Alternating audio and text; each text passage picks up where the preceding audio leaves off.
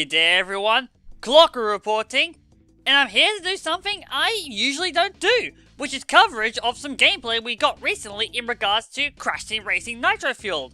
And the reason this is unfamiliar for me is because what I usually do is wait until everything has died down and then give you my overall thoughts on everything we got. Not this time though, because I want to talk about Nitro-Fueled now and I want to get to the point. Up until now, I've been relatively quiet regarding teasers and announcements for the game, at least here on my channel. Mostly because none of what we've seen so far has really tickled my interest. Character trailers are good and all, but you know what I want. I want to be convinced that this is more than just a Crash Team Racing remaster, and up until a few days ago, that stayed very true. Then a teaser trailer from PAX East was released showcasing gameplay elements from Crash Nitro Kart.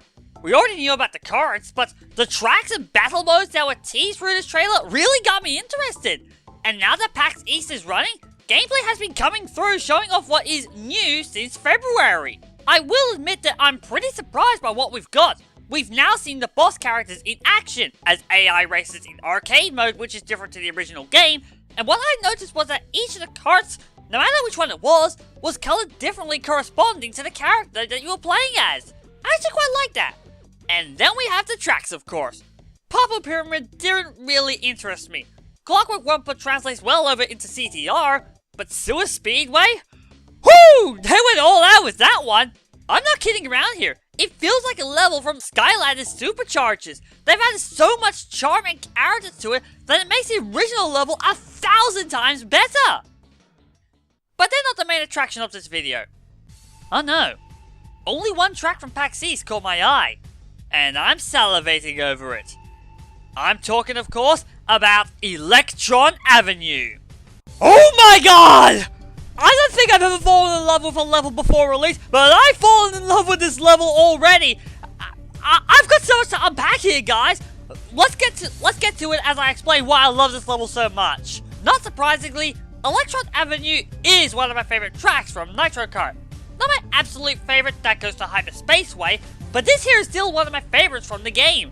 The only reason I can't rate it as well as other levels in the series is because Nitro Kart's tracks start to feel samey after a while, especially aesthetically. That's not an issue anymore! Oh boy!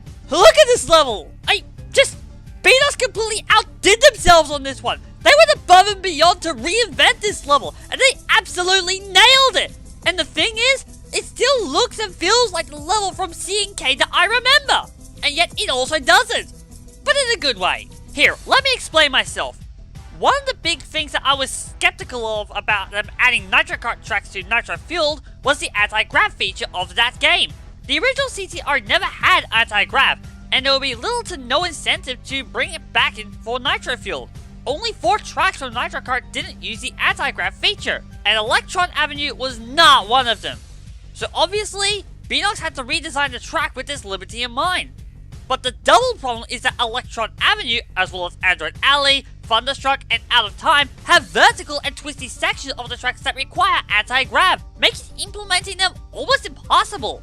Somehow, Beenox have managed to pull the Phoenix from the ashes and oh, do I love what they've done! The main integrity of the level is still intact, but the new sections that replace the anti-grav sections look just awesome! I mean, look at this tunnel here!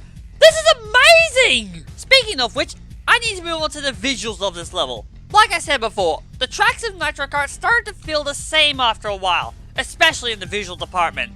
Well, not anymore! The visuals remind me very much of the Clok-Roo from SuperChargers, or at least the future portion of the level. And that doesn't surprise me, honestly.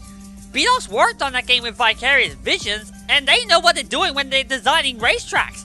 I just love the purples and the neons of this level. It looks futuristic and gorgeous at the same time. I've always loved futuristic aesthetics in video games, and this is by far one of the best I've ever seen. And the way they have used the neon and hollow projections to create even more visual eye candy and set pieces is just fantastic! In fact, I'm going to go out on a limb and say this. I know it's going to be unpopular, but I'm completely honest with you when I say this. Beenox have done a better futuristic setting with Electron Avenue alone than Insomniac Games has done for the entirety of the Ratchet & Clank franchise. Yeah, I just said that, and I mean it. I just look at this level and all I ever do is smile. That's how much of an impression this one level is having on me. I love it! Heck, I reckon it might even rival some of my favorite levels in the franchise at this early stage.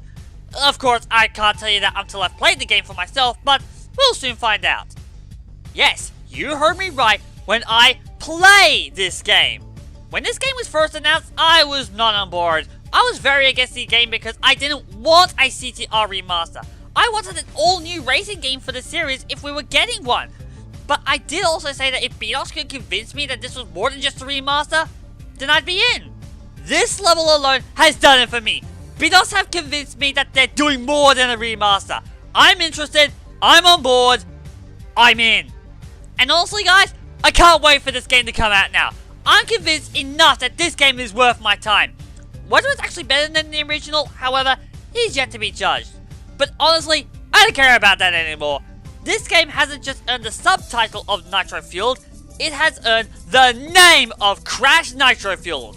This isn't CTR-NF, this is CNF.